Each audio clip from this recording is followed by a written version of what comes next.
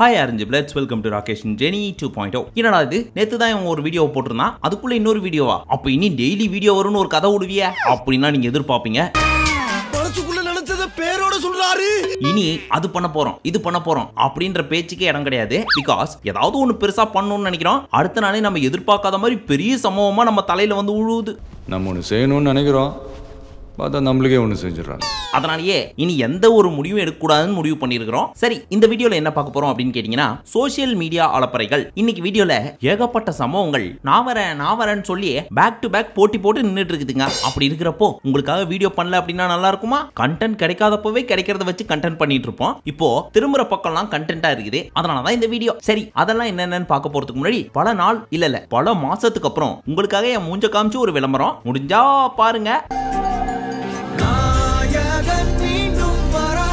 இப்போ women's premier league போயிட்டு இருக்கு இல்லையா இது நீங்க பாரி மேட்ச் மூலமா ப்ரெடிக்ட் பண்றது மட்டும் இல்லாம ஈஸியா வின் கூட பண்ண முடியும் இதுக்கு நீங்க என்ன பண்ணணும் அப்படின்னு கேட்டீங்கன்னா உங்களோட ஃபேவரட் பிளேயர்ஸை சூஸ் பண்ணணும் மற்ற பிளாட்ஃபார்மை கம்பேர் பண்றப்போ பாரி மேட்ச்ல வித்ட்ரால் ரொம்ப ஃபாஸ்டா இருக்கும் இதுல கிரிக்கெட் மட்டும் இல்லாம ஃபுட்பால் கபடி மாதிரி ஏகப்பட்ட ஸ்போர்ட்ஸ் இருக்கு இது மட்டும் இல்லாம ஒவ்வொரு வாரமும் டோர்னமெண்ட் கிவ் அவே மாதிரி நிறைய கண்டக்ட் பண்ணிட்டு இருக்காங்க இதுல வின் பண்றவங்களுக்கு டிவி PS5 மாதிரி ஏகப்பட்ட பிரைசஸ் கிடைக்கிறதுக்கு சான்ஸ் இருக்கு அண்ட் பாரி மேட்ச்ல ஜாயின் பண்ற ஒவ்வொரு புது யூசருக்கும் 20,000 வரைக்கும் வெல்கம் போனஸ் கிடைக்கிறதா சொல்றாங்க சோ இந்த பாரி மேட்ச் பத்தி உங்களுக்கு 100 மடங்கு தெரிஞ்சிருந்தா மட்டும் பின் கமெண்ட்ல இருக்க லிங்கை கிளிக் பண்ணி விளையாட ஆரம்பிங்க சரி இதுல ஃபர்ஸ்ட் பார்க்க போற கண்டென்ட் நம்ம தளபதி விஜய் அவர்கள் ஒரு அறிக்கையை விட்டுருக்காரு அந்த அறிக்கை என்னவென்றால் படிமா ஜெனி உனக்கு தான் என்ன விட ரோஸ்டே நியூஸா எப்படி படிக்கணும்ன்ற திறமை இருக்குது அதனால நீ ஒப்பிச்சாதான் கரெக்டா இருக்கும் நீயா படிச்சடா நானா நீ இப்படி படி நீங்க படிங்கயா இல்லடா நான் படிச்சா வேகமா படிச்சிருவேன் ஓஹோ அப்படி சரி விஜய் அவர்கள் விட்டு அறிக்கை நான் படிக்கிறேன் கேளுங்க பாடி தொலையும் சமூக நல்லிணக்கத்துடன் நாட்டு மக்கள் அனைவரும் வாழும் சூழலில் பிளவுவாத அரசியலை முன்னிறுத்தி செயல்படுத்தப்படும் இந்த குடியுரிமை திருத்தச் சட்டம் 2019 CAA போன்ற எந்த சட்டமும்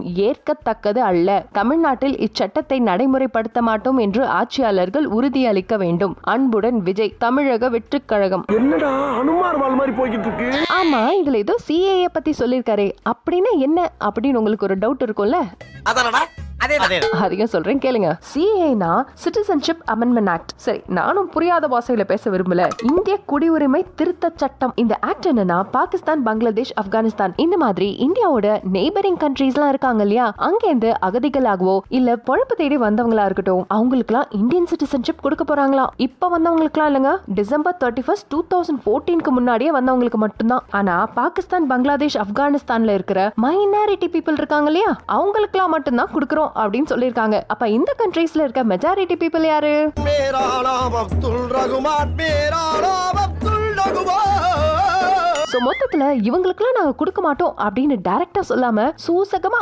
மைனாரிட்டின்னு சொல்றாங்களாம் இந்த விஷயத்தை பத்தி இப்பதான் பேசுறாங்கன்னு நினைக்காதீங்க 2019 இதெல்லாம் சொல்லிட்டு இருந்தாங்க அண்ட் இதோட பில் பாஸ் பண்ணியே 4 வருஷம் ஆகுது சோ 4 வருஷமா ஆன்லைன்ல இது எப்படியாவது கொண்டு வந்தே ஆகணும்னு சொல்லிட்டு பயங்கரமா இதுக்கான வேலையில இறங்கிருக்காங்க சோ அந்த வேலையெல்லாம் முடிஞ்சு வர்றதுக்கே கிட்டத்தட்ட 4 வருஷம் ஆயிடுச்சு அண்ட் தோ இன்னும் ஒரு 2-3 வாரத்துல எலெக்ஷன்ஸும் வந்துரும் இந்த மாதிரி எல்லாமே ஒரே டைம்ல அமையறத பார்க்கும்போதுதான் சந்தேகம் வரவே இல்ல ஐயோ எந்த ட்ரெண்ட்ல பேசினாலும் எந்த ரூட்ல போனாலும் விடவே மாட்டேங்கிறானே நான் என்ன பண்ண சரி எனக்கு காது குத்தியாச்சு உங்களுக்கு எப்படி குத்தலனா காதை காட்டுங்க என்னையா சொன்ன ஸ்டார்டிங்ல ரொம்ப பேசின மாதிரி இருந்துச்சு சரி அரசியலுக்கு வர போறேன்னு அறிக்கை விட்டாரு ஓகே அதையுமே அறிக்கையா நோட்டீஸ்ல தான் விட்டாரு நேர்ல வந்து சொல்லியிருந்தா இன்னும் நல்லா இருந்திருக்கும் சரி நான் இல்லாதப்போ என்னை பத்தி இப்படிதான் பேசுவியா சே அது எப்படிப்பா உங்ககிட்டே சொல்ல முடியும் ஆனா கவலைப்படாதீங்க இவரோட பிறந்த நாள் அன்னைக்கு மாபெரும் மாநாடு கூட்டி அன்னைக்கு பேசனடா பேச்சு அப்படின்னு அரசல் புரசலா நம்ம கேள்விப்பட்டோம் அது கன்ஃபார்மான்னு செக் பண்றதுக்குள்ள போசுக்குன்னு இன்னொரு நியூஸ் வருது ஏப்ரல் மாதத்தில் மதுரையில் தமிழக வெற்றி கழகத்தின் முதல் மாநாட்டை நடத்த தாவேகா தலைவர் விஜய் திட்டம் அப்படின்னு அது மட்டுமா கட்சி ரீதியாக 100 மாவட்டங்களை உருவாக்கி நிர்வாகிகளை நியமித்த பிறகு மாநாட்டை நடத்த திட்டம் அப்படின்னு சொல்லியிருக்காரு யாருக்கு தெரியும் முன்னாடியே மாநாடு கூட்டினா கூட சந்தேகப்படுறதுக்கு இல்ல தான் பொசுக்குன்னு முடிவு எடுக்கிறாரே சோ என்னைக்கு மாநாடு கூட்டுறாரோ அன்னைக்கு இருக்கு யாரெல்லாம் எங்க தளபதியை பத்தி கண்ணா பின்னான்னு பேசினாங்களோ அவங்க எல்லாருக்கும் ஆனா அது வரைக்கும் எங்களால விட்டு வைக்க முடியாது அதுதானே பயமா இருக்கு 25 வருஷமா ரஜினிகாந்த் அரசியலுக்கு வர்ற அப்படின்னு சொல்லிட்டே இருக்காங்க எப்படி நம்ம தலைவர் அரசியலுக்குள்ள வரேன்னு சொன்ன உடனே ஒரு சில பைபிளைங்கெல்லாம் மைக்கு தூக்கின்னு போய் கேட்க கூடாத கேள்வி எல்லாம் கேட்டு காண்டேத்தி விட்டு இனி நான் அரசியலுக்கு வரப்போவதில்லை அப்படின்ட்டு வெளியே போனாரோ பணம் பலம் அது ஆளு பலம் அந்த சூழ்ச்சி எதுவுமே நிக்காது தூள் ஆயிடும் அதுதான் நான் விரும்புறேன் அதே மாதிரி விஜயும் கொச்சல் கொடுத்து இனி நான் அரசியலுக்கு வரவில்லை, படம் மட்டுமே நடிக்க போகிறேன் அப்படின்னு அறிக்கை விடுவார்னு எதிர்பார்த்துட்டு இருக்காங்க. அந்த சீன்லாம் இங்க இல்ல வாங்க. உதாரணத்துக்கு இந்த CAA ஆக்ட் பத்தி ஒரு நோட்டீஸ் விட்டாரு தெரியுமா? அதை பார்த்த ஒரு சில பெரிய சிறிய தலைகள்லாம் இவருக்கு அகைன்ஸ்டா கிளம்பிட்டாங்க. உதாரணத்துக்கு சவுக்கு சங்கர், எல் முருகன், இந்த மாதிரி ஏகப்பட்ட பேர். ஆக மொத்தத்துல என்ன முடிவு பண்றாங்கன்னா, ஒண்ணு நீ இல்லனா நான், வேற எவனும் வரக்கூடாது, வந்தா இப்படிதான் அடிச்சு காலி பண்ணுவோம் அப்படின்றதுக்கு ஒரு பெஸ்ட் எக்ஸாம்பிள் ரஜினிகாந்த் அவர்கள். அதே மாதிரி நம்ம தளபதிக்கும் தலைவலி வர வச்சு தலத்தறிக்கு ஓட விடலாம் அப்படின்லாம் பிளான் பண்றாங்க. ஆனா நம்ம தளபதி அவர்கள் சைலண்டா உட்கார்ந்து பெருசா ஏதோ பிளான் பண்ணிட்டு இருக்காரு. ஒருவேளை PM போஸ்டிங்க்கு பிளான் பண்றாரோ? அப்படிலாம் நான் சொல்ல கிடையாது, சொன்னதை மட்டும் சொல்லு, தேவையில்லாம ஏதாச்சும் பேசுறேன். அடுத்ததாக பார்க்க இருப்பது ஒரு அரிய வகை உயிரினம். சோ அதை பத்தி பார்க்க போறதுக்கு முன்னாடி தயவு செஞ்சு கூலிங் கிளாஸ்னா ஏதாவது வச்சிருந்தீங்கன்னா அதை போட்டுங்க. கண்ணு கட்டு போச்சுன்னா ஏன்ட்ட கேட்காதீங்க. பிகாஸ் இதனால நானும் பாதிக்கப்பட்டேன். அதனால தான் ஸ்டார்ட் பண்ண போறதுக்கு முன்னாடியே ஒரு சின்ன வார்னிங் மெசேஜ். என்னடா நீ பேசுற? ஆத்தாவே நீ ஸ்ட்ரக்சரா பாத்தியா? திவ்யா மேடம், நீங்க அந்த அகோரி வேஷம்லாம் போட்டுக்கிட்டு போடாமலே அது கரெக்டா தான் இருக்குது அப்படி நான் சொல்லப்பா. அந்த கமெண்ட்ல ஒருத்தர் போட்டு வச்சிருக்காரு. இந்த அம்மனி வந்து என்ன சொல்றாங்க அப்படின்னா, சோஷியல் மெசேஜ் சொல்றாங்களாமா. சரி, அந்த கருமெல்லாம் என்னன்னு பார்க்க போறதுக்கு முன்னாடி ஒரு சின்ன கிளிப்பா மட்டும் போடுறேன். அதுல இந்த அம்மா கொடுக்குற ரியாக்ஷன் அப்படியே கண்ணை மூடி ஜஸ்ட் ஆடியோ மட்டும் கேளுங்க. ஆத்தாவை தேடி வாங்க, காலேஜ்ல பாஸ் ஆகணுமா, வீடு மாட பொண்ணு வாசல் எல்லாம் வேணுமா? என்னடா இது எண்ணெயில பொரிச்ச எருமாடு மாதிரி கிடக்குற? ஆத்தாவை தேடி வாங்க. ஆத்தாவுக்கு தட்சணை எவ்வளவு வைக்கணும்னா முதல்ல அப்பாயின்மெண்ட் வாங்கணும். 10,000 ரூபாய் தட்சணை. பையனை கூட்டிட்டு போய் வேப்பல் அடிக்கணும் போல் இருக்குது. வரும்போது பட்டு புடவை, தங்கத்துல செயின், கோழி பிரியாணி எல்லாம் வாங்கிட்டு வாங்கலாம். நீ சிரிக்காத ஆத்தா, நாங்க போறதுக்கு அப்புறம் உங்களோட காட்டுக்குள்ள உட்கார்ந்து சரி நின்னுட்டு சரி சிரிவா சிரின்னு சரி.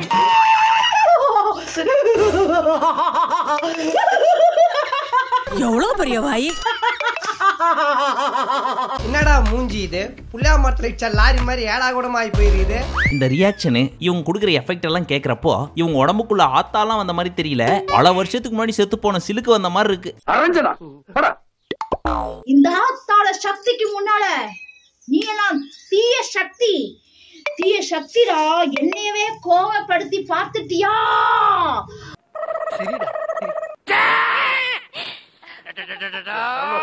சரி, இந்த அம்மா என்னதான் சொல்றாங்க அப்படின்னு கேட்டீங்கன்னா, நல்ல விஷயம் தான் சொல்றாங்க. டேய், என்னடா ஆளாளுக்கு ஆத்தா பேரை சொல்லிட்டு காசு புடுங்கிட்டு இருக்கீங்க, இதெல்லாம் பார்த்த உண்மையான ஆத்தா நான் வந்தேன்னு வச்சுக்க, ஆப்பு வச்சிரும் ஆப்பு இப்படின்ற ஒரு சின்ன மெசேஜ் தான் லென்த்தா சொல்றாங்க. அதை நார்மலாவே சொல்லி தொலைய வேண்டியது தானே. அதை விட்டு காஜில முத்தி போன காஞ்சனா ஆண்டி மாதிரியே கத்திட்டு இருந்தா ஆத்தா நான் கூப்பிடுவாங்க. இப்ப நான் சொல்ல போற நியூஸை கேட்டா எப்படா ஒவ்வொருத்தவங்களும் டிசைனா உருட்டிட்டு இருக்கீங்க? எல்லாருமே சுய நினைவோட தான் இருக்காங்களா, இல்ல இவங்களுக்கு வேற ஏதாவது பிரச்சனை இருக்குமா அப்படின்னு இந்த நியூஸை கேட்கிற ஒருத்தர் 2 பேருக்கு இல்ல, கேட்கிற ஒட்டுமொத்த பேருக்கும் அதான் தோணும். அந்த மாதிரி ஒரு விஷயம் தான் இது. நம்ம அடுத்த மஞ்சள் வீரன் களம் இறங்கிட்டாரு. அவர் தான் காத்து கருப்பு கலை. இவரு ரத்த பூமி அப்படின்னு ஒரு படம் பண்றாராம். இந்த படத்தோட டைரக்டரும் இந்த படத்தோட ஹீரோவும் இன்டர்வியூ கொடுக்குறாங்க. இன்டர்வியூல இந்த படத்தோட கதை இதுதான், அப்புறம் இந்த மாதிரி தான் டயலாக் வரப்போகுது அப்படின்னு டயலாகே சொல்லி காட்டுறாரு. மேல் நீ ஒரு வார்த்தை பேசினா அதுக்கு மேல நீ பேசவே முடியாது. ஏன்னா போனோம் பேசாதுடா. டேய், என்னடா டயலாக் இது? எவன் எழுதி கொடுத்தானே அது இப்படி பேசிட்டு போறான்? அப்புறம் டைரக்டர் சொல்றாரு, காத்து கருப்பு கலையோட கால் ஷீட் வாங்குறதுக்கு கிட்டத்தட்ட 3 வருஷமா இவர் பின்னாடி சுத்திட்டு இருந்தாங்களாம். இப்பதான் கால் ஷீட் கொடுத்தாராம், உடனே படம் எடுக்க ஆரம்பிக்க போறாங்களாம். இந்த டைரக்டருக்கு காத்து கருப்பு கலையை பார்க்கும்போது நம்ம சின்ன வயசுல பாப்போம்ல சூப்பர் ரேஞ்சர், அந்த ஞாபகம் வந்துதான். அதனாலதான் நிறைய ஆக்ஷன் சீக்வன்ஸ் வச்சாங்களாம். உங்களுக்கு எந்த வேஷம் போட்டாலும் பொருத்தமா இருக்கு குரு. நார்மல் ஹீரோக்கு தான் நார்மலா வைப்போம். இவர் வந்து சூப்பர் ரேஞ்சர் மாதிரி சார். இவரு அதுக்கு தகுந்த மாதிரி இப்ப வச்சிருக்கு சார் எல்லாமே. இதுக்கு மட்டும் 3 வருஷம் ட்ரைனிங் கொடுத்திருக்கேன். இத கூட நான் ஓரளவுக்கு மன்னிச்சு விட்டுருவேன். ஆனா அடுத்து ஒண்ணு சொன்னாரு பாருங்க. அவர் என்ன சொன்னாரு? அந்த குடுமையே வாயால எப்படினே சொல்லுவேன். அவர் சொல்றதையே கேளுங்க. அடுத்த தளபதி இவருதான் சார். இவரு மாமே ஹெவி காம்படிஷன் போல தட்டி தூக்கிடியா? கொஞ்சம் டவுட் தான்டா. ஆக்ஷன் ஹீரோ வரக்கூடிய எல்லா தகுதியுமே இவருக்கு தான் சார் இருக்கு. குரங்கு கடிச்ச கொய்யாக்கா மாதிரி ஒரு மூஞ்சி, இவெல்லாம் ஆக்ஷன் ஹீரோவா? வடிவேல் சொல்லுவார்ல, சரியான கிறுக்கங்க கிட்ட வந்து மாட்டிக்கிட்டேன்னு, அத மாதிரி என்ன ரியாக்ட் பண்றதுனே தெரியாம இந்த படத்தோட ஹீரோயின் நின்னுட்டு இருந்தாங்க.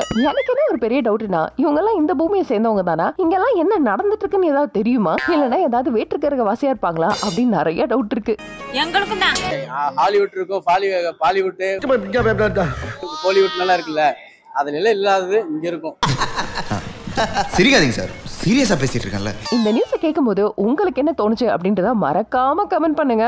ஏன்னா இந்த விஷயத்தை கேட்டோடனே நான் மட்டும் தான் பெக்கன்னு சுத்திட்டு இருக்கேனா இல்ல உங்களுக்கும் அப்படிதான் இருக்கான்னு தெரியணும். அப்புறம் படத்துல இருந்து ஒரு முக்கியமான டயலாக்னு சொல்லிட்டு ஒரு டயலாக் வேற சொல்லியிருப்பாரு, அதை கேளுங்க. வரலாம் இப்படி ட்ரெயினை வந்து நீங்க நிறுத்துறீங்க அப்படின்னு சொன்னாங்க. கடல்ல வந்து இவர் குதிச்சு சார் அந்த கப்பலை வந்து இழுத்துட்டு வர மாதிரிலாம் இருக்கு சார் சீக்வன்ஸ். இவன் சரியான பைத்தியம் இல்ல, சரியாகாத பைத்தியம்டா. ட்ரெயினை நிறுத்த போறாராம், கடல்ல இறங்கி கப்பலை இழுக்க போறாராம். முடியல. அத்த பூமியில இத டைட்டில் வச்சது காரணம் என்னன்னு கேட்டீங்கன்னா தளபதிங்கிற ஒரு இடம் வந்து காலிடமா போயிட்டு அதுக்கு அடுத்து இவரு நம்ம தளபதி இந்த ரத்த பூமியோட அட்ராசிட்டி என்னால் தாங்க முடியல. அதனால சூடேறி போய் கிடக்குறேன். பேசாம குளிர்ச்சியா ஊட்டி வரைக்கும் போயிட்டு வரலாமா? ஊட்டி வரைக்கும் வேணா, அப்படியே பாதியில கோயம்புத்தூர்ல ஈஷா மையத்துக்கு போயிட்டு வரலாமா? இதே மாதிரிதான் நினைச்சு சந்தானமும் போயிட்டு வந்தாரு போல. அங்க போயிட்டு வந்ததுக்கு அப்புறம் மைண்ட் ரொம்ப பீஸ்ஃபுல்லா இருக்கு. கைலாசால போய் சிவனை பார்க்க முடியல, ஆனா இங்க பார்த்தது ரொம்ப சந்தோஷமா இருக்கு அப்படின்ற மாதிரி சொல்லியிருந்தாரு. கைலாஷ் சிவனை பார்க்க போகும்போது எனக்கு குரு கிடைச்சாரு. சிவன்னால சந்தோஷம் தாங்க.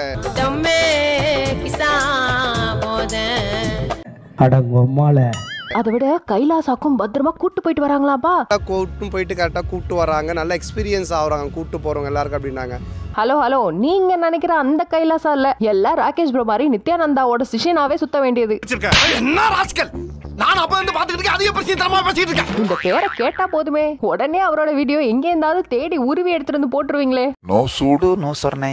இவரோட வீடியோ எல்லாம் இருக்கட்டும், நம்ம அடிக்கடி பாக்குறது. ஆனா நம்ம ஜக்கி அவர்களோட வீடியோவை ரீசெண்டா ஒன்னு பார்த்தேன். நம்ம ஜக்கி அவர்கள் பக்த கோடிகள்லாம் சுத்தி நிக்க புல்லட்ல வந்து இறங்கினாரு. அதை பார்க்கும்போது இளமை ஈதோ ஈதோ அப்படின்னு கமலஹாசன் வருவார் இல்லையா, அத்த மாதிரியே இருந்துச்சுங்க எனக்கு.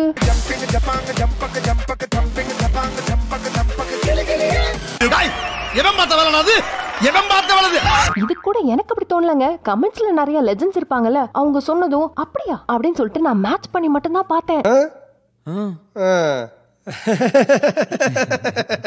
கமல் தான் கடவுள் இல்லைன்னு சொல்றாரு, ஆனா இவரு கைலாசத்துக்கு போய் சிவனையே காட்ட போறாராம். யாருக்கெல்லாம் கைலாசம் போகணுமோ போயிட்டு வாங்க.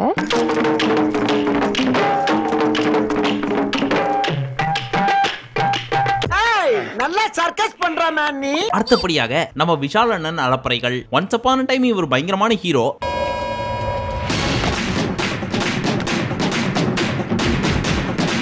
ஆனா இப்பெல்லாம் ஒரு மிகப்பெரிய troll material. Once upon a time GP Muthu மாதிரி மீம் கிரியேட்டர்ஸ்க்கு கிடைச்ச சொத்து. அடி வாங்கறதுன்னு அளவெடுத்து செஞ்சாம இருக்கான். போய் புறா.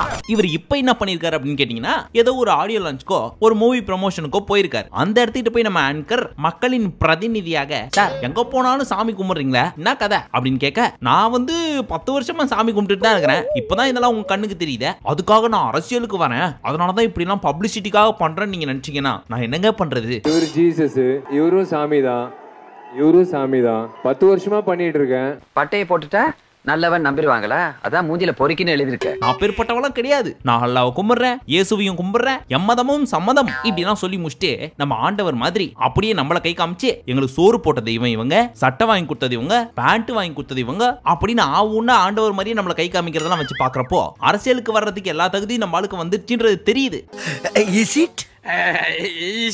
அது வந்து வேணும்னே இவர் வந்து அரசியல் வர போறாரு அதுக்காக பண்றாரு அப்படியெல்லாம் கிடையாது. அப்புறம் என்ன நீங்க இருந்தாலும் எனக்கு என்ன டவுட் அப்படின்னு கேட்டீங்கன்னா, எந்த வீடியோல இவரை பார்த்தாலும் சரி, ஷார்ட்ஸ்ல பார்த்தாலும் சரி, கமெண்ட் செக்ஷன்ல ஃபுல்லா இவர் என்னதான் சீரியஸா பேசினாலும் அவருக்கு சோறு போடுங்க, அவனை சாப்பிட சொல்லுங்க, எனக்கு கொஞ்சமா சாப்பிட்டா போதும், கடவுளே துணை, என்னை வாழ வைக்கும் தெய்வமே மக்கள் தான், இப்படி எல்லாம் புகழ்ந்து புகழ்ந்து பேசினாலும் அதே மக்கள் கீழே வந்து இவரை கழுவி கழுவி ஊத்துறாங்க. ஒரு இடத்துல கூட பாசிட்டிவா பேசின மாதிரி தெரியல. அப்புறம் எந்த நம்பிக்கையில இவர் போய் கட்சியை ஸ்டார்ட் பண்ண போறேன், அரசியல்ல குதிக்க போறேன்னா சொல்றாரு. ஐயோ எல்லாம் தெரிஞ்சவனே 800 வரைக்கும் போறாரு, ஒண்ணுமே தெரியாத நம்மால எங்க போறான்னு தெரியல. என்ன நிக்க வைக்கிறாங்க, இத்தனை சாமிகள் இருக்காங்க, எல்லாருமே சாமிகள் தான். ஏதோ பேசுறதுக்காக நான் பேசிட்டு இருக்காத, நேரத்தை கடத்தாத, நல்ல விவரமா பேசு. ஓட்டு போடுற மக்களே நம்ம தான், அரசியலுக்கு வர போறோம்னு சொல்றதுக்கு முன்னாடியே இப்படி எல்லாம் கமெண்ட் போட்டு வச்சா அரசியலுக்கு வந்ததுக்கு அப்புறம் யார் இவருக்கு ஓட்டு போடுவாங்க? அந்த மாதிரி எல்லாம் பண்ணிடாதீங்க அப்படின்ற கேள்வி எனக்குள்ள இருக்குது. அதை உங்க சார்பா நான் கேட்டேன் தவிர்த்து எந்த ஒரு வன்மமும் உங்க மேல கிடையாது விஷால் சார். என்னைய போட்டு அடிச்சு புட்டு இப்ப பேசிக்கிறேன் நான் சொல்றேன். ஆனாலும் எந்த தைரியத்துல இவர் அரசியல்ல குதிச்சிருக்கன்றாரு. அரசியல்ல குதிச்சிருக்கேன்னு தானே சொன்னேன். தமிழ்நாட்டுலன்னு சொன்னா வெஸ்ட் இண்டீஸ்லயோ சவுத் ஆப்பிரிக்காலயோ போய் நிப்பேன். அப்படி இல்லைன்னா ஒன்ஸ் அப்பான் டைம் ஒரு கேர்ள் ஃபிரெண்ட் மேல கை போட்டு போன பத்தியா, அது யாரு? சவுத் ஆப்பிரிக்கால இருக்க ஜனாதிபதியோட பொண்ணு, அதாவது எங்க மாமனார் அப்படின்னு சொன்னா கூட ஆச்சரியப்படுறதுக்கு இல்லன்னு சொல்ல வந்தேன். அப்படியே எத்தனை தலை தனியா ஓடி போயிடும். நாளுக்கு நாள் இந்த மஞ்சுமல் பாய்ஸ் படம் பார்த்துட்டு ஒரு சில பீசுங்க பண்ற அட்ராசிட்டி இருக்குதே, திங்கிறது, தூங்குறது, சமைக்கிறது, இப்படி நீ எது பண்ணாலும் அதை ஒரு வீடியோவை எடுத்து போட்டு பேக்ரவுண்ட்ல கண்மணி அன்போடு சாங்க போட்டு விட்டு திரும்புற பக்கம்லாம் இந்த பாட்டை கேட்டு கேட்டு முடியல இது மனித காதல் அல்ல, அதையும் தாண்டி புனிதமானது. இனிமே எவனா இந்த பாட்டு போட்டீங்க அசிங்க அசிங்கமா கேப்பண்டா. கொஞ்சம் ஓவரா தான் போய்கிட்டு இருக்கோமோ, மனசாட்சி இல்லையாடா உங்களுக்கு அப்படின்னு கதறி அழுவுற அளவுக்கு இந்த பாட்டை போட்டு உருட்டுன்னு ஊட்டிட்டு இருக்காங்க. அபிராமியே தாலாட்டும் சாமியே நான் தானே தெரியுமா. சாப்பிடுற இதெல்லாம் ஒரு பக்கம். இன்னொரு கேங் என்ன பண்றது, அந்த படத்துல குணா கேவுக்கு போன மாதிரியே நானும் போறேன் அப்படின்னு சொல்லி அங்க இருக்கிற ஆபீசர் எல்லாம் ஏமாத்திட்டு அதை பாக்குறதுக்கு உள்ள இறங்கி போயிருக்காங்க. அங்க இருந்த போலீஸ் ஆபீசர் கழுத்தாமட்டையிலே பழின்னு ஒண்ணு போட்டு, ஏன் ஒரு பார்ட் வந்தது போதாதா, உங்களை வச்சு 10 வருஷத்துக்கு அப்புறம் மஞ்சுமல் பாய்ஸ் பார்ட் 2 அப்படின்னு வேற ஒண்ணு எடுக்கணுமா, பிச்சு போடுவோம் இந்த பிச்சு அப்படின்னு அரெஸ்ட் பண்ணி உள்ள தூக்கி போட்டாங்க.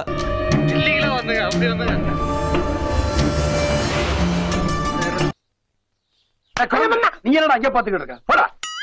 டெவில்ஸ் கிச்சன் அப்படின்னு இருந்த அந்த கேவோட பேரு குணாஸ் கேவ் அப்படின்னு மாறிச்சு. போற போக்க பார்த்தா மஞ்சுமல் பாய்ஸ் கேவ் அப்படின்னு மாத்திடுவாங்க போல இருக்குது. இன்னும் கொஞ்ச நாள் இப்படியே போச்சுன்னு வச்சுங்க, ஒவ்வொரு ஊர்ல இருந்து செட்டா போய் அந்த குழியில ஊந்து அவங்க பேர் அந்த கேவுக்கு வைக்காம விட மாட்டாங்க போல இருக்குது. சரி, இத்துடன் இந்த வீடியோ முடிவடைகிறது. கொஞ்சம் பெருசா தான் போயிடுச்சு, பட் உங்களுக்கு பிடிச்சிருக்கும் அப்படின்னு நம்புறோம். இதே மாதிரி நிறைய வீடியோ போட்டு உங்களை சிரிக்க வைக்கிறதுக்கு நாங்க நிறைய ட்ரை பண்ணிட்டு இருக்கிறோம். அதுக்கு ஊண்டு கோலா அப்படியே சப்ஸ்கிரைப் லைக் எல்லாம் பண்ணீங்கன்னா இன்னும் தெம்பா சூப்பர் கண்டென்ட்டா உங்களுக்காக போடுவோம். அதனால பார்த்து பண்ணி விடுங்க. அதே மாதிரி உங்களுக்கு நாங்க ஏதாவது பெஸ்ட் கண்டென்ட் பண்ணோம் அப்படின்னு நினைச்சீங்கன்னா மறக்காம கமெண்ட் செக்ஷன்ல சொல்லுங்க. மீண்டும் உங்களை அடுத்த வீடியோவில் சந்திக்கும் வரை நன்றி, வணக்கம், நமஸ்தே, நமஸ்கார்.